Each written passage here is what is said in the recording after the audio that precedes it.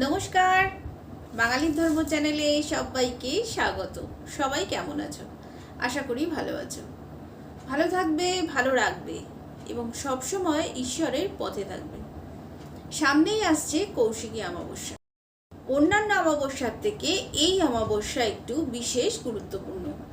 হিন্দু ধর্মে বিভিন্ন অমাবস্যায় মা কালী বিভিন্ন রূপে পূজিত হন।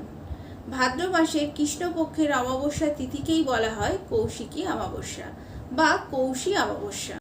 দেবী কৌশিকী হলেন মা কালীর এক রূপ। মা কালীর আর এক অংশ হলেন দেবী কৌশিকী। ভাদ্র মাসের কৃষ্ণপক্ষের এই তিথিতেই সৌম্য নিশুম্ভ সহ অসুরকুলকে বিনাশ করেছিলেন মা কৌশিকী এবং রক্ষা করেছিলেন সমস্ত জীবকুলকে। তাই ভাদ্র মাসের কৃষ্ণপক্ষের এই অমাবস্যা তিথিতেই শ্রী শ্রী কৌশিকী তিথি নামে পূজিত হন মা কৌশিকী। এবারে বলবো কৌশিকী অমাবস্যার সময়সূচি সম্পর্কে। 2024 সালের কৌশিকী অমাবস্যা কবে?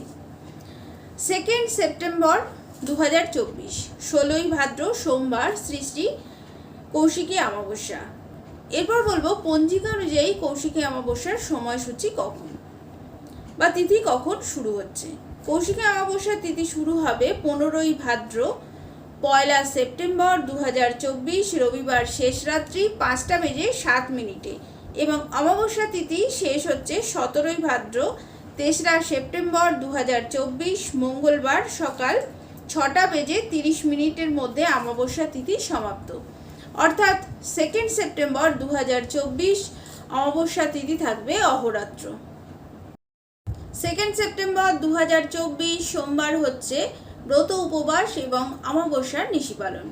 কৌশিকী অমাবস্যায় গঙ্গা স্নান অত্যন্ত শুভ বলে মনে করা হয়।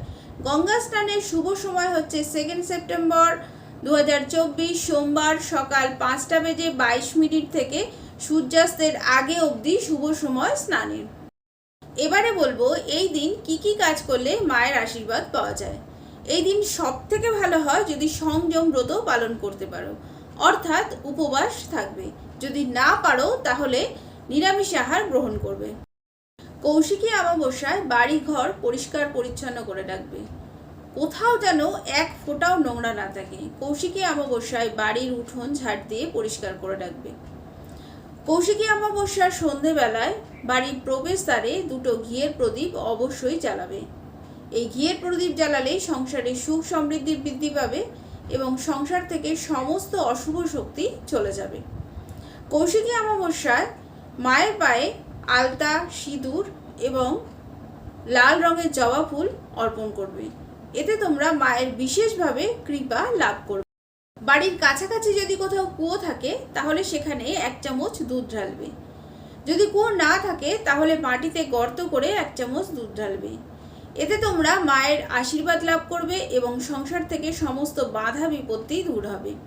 এই কৌশিকী অমাবস্যায় দীন দরিদ্র অসহায় গরিব মানুষদের দান করার কথা বলা হয়েছে। এই দিন যদি বাড়িতে কেউ আসে তাকে আহার না করিয়ে একদম ছাড়বে না।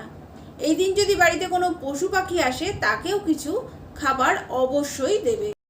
এই দিন যে পুজো করবে, মাকে যে ভোগ দান করবে, সেই ভোগ এবং প্রসাদ সমস্ত ভক্তদের মধ্যে বিলিয়ে দেবে। এতে তোমাদের দুঃখ দুর্দশা দূর হবে। মাকে অন্তর থেকে ভক্তি ভরে ডাকবে, তাহলে মা নিশ্চয়ই তোমাদের ডাকে সাড়া দেবেন এবং সবসময় তোমাদের সঙ্গে থাকবেন। আজকের ভিডিও এই অবধিই ছিল। আমার কথাগুলো যদি ভালো লাগে তাহলে আমার চ্যানেলটা সাবস্ক্রাইব করে নিও, একটা লাইক করে দিও।